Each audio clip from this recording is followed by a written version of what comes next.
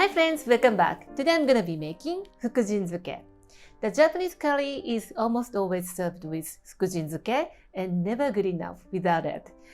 It's not a kind of condiment we are making at home, but the best homemade.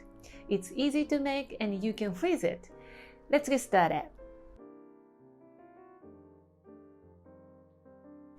Here is a basic recipe to make Fukujinzuke, but you can always make it with vegetables that are easily accessible. Peel daikon radish, cut lengthwise into 6 or 8, depending on how big it is, and thinly slice into 1/8 of an inch thick.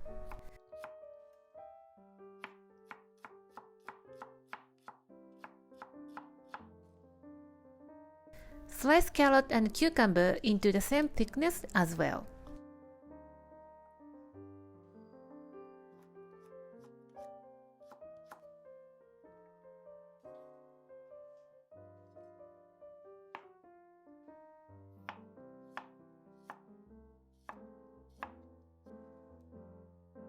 Transfer to a bowl and sprinkle a teaspoon of salt and toss to distribute evenly.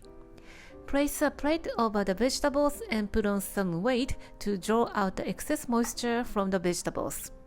Set aside until other ingredients are ready. Prepare salty water for the eggplants. Slice eggplant into half moon or quarter circle depending on the size. Transfer to salty water immediately after slicing, prevent turning brown.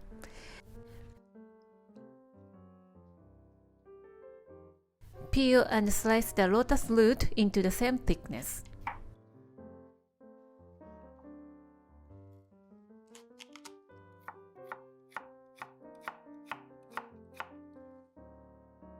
Blanch quickly with vinegary water.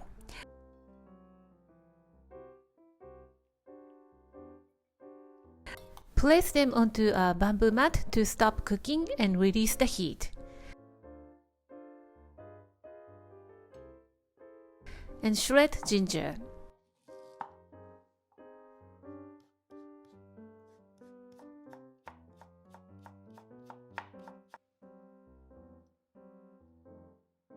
Let's go back to the salted vegetables. Now that all the vegetables are sweaty and flexible, and squeeze out all the excess moisture with your hand.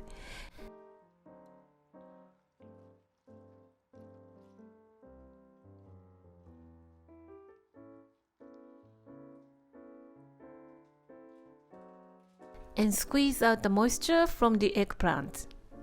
Squeeze out as much moisture from the vegetables and they will season well and it makes a great Fukujinzuke.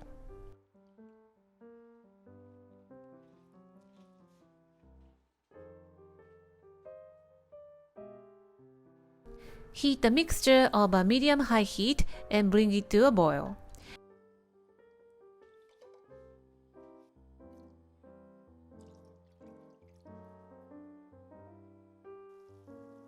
Throw prepared vegetables into the pan and cook them until they come to a boil again.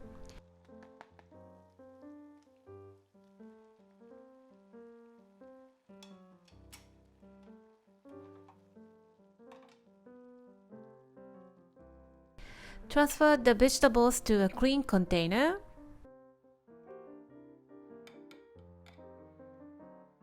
And then bring the brine to boil again.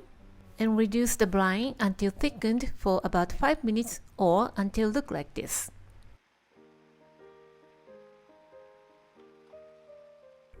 Put chili pot. Seeds has been removed. Pour the brine over the vegetables and press down well to ensure the vegetables are submerged in the liquid. Cover with a plastic wrap directly over the vegetables.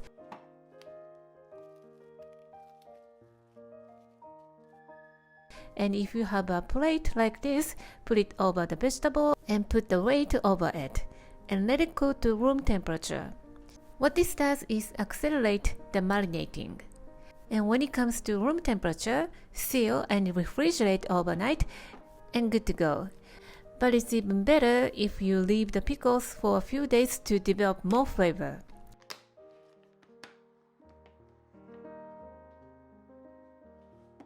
The next day, your Fukujinzuke look like this.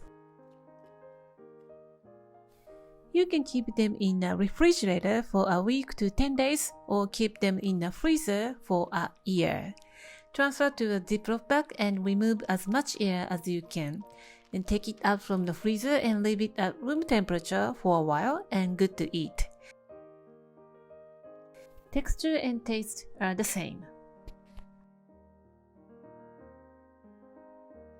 You can serve it with a Japanese curry or fried rice or any rice dish you choose. You have a sweet and savory taste with a nice crunch. The vegetables you can use a single or a few vegetables from the ingredient list. Feel free to customize your Fukujinzuke based on your preference. Give it a try and let me know how you like it. Thank you for watching the video. Give me a big thumbs up and share the video with your friends and families. And consider subscribing if you don't want to miss any of my new videos. And follow me on the social media and tag me on your post if you give it a try. And join my happy eating group to share your food with me. And my store on Amazon has pretty much everything that I'm using in my video. And for more information, visit my website princessbamboo.com. And thanks again, and I will see you soon. Bye!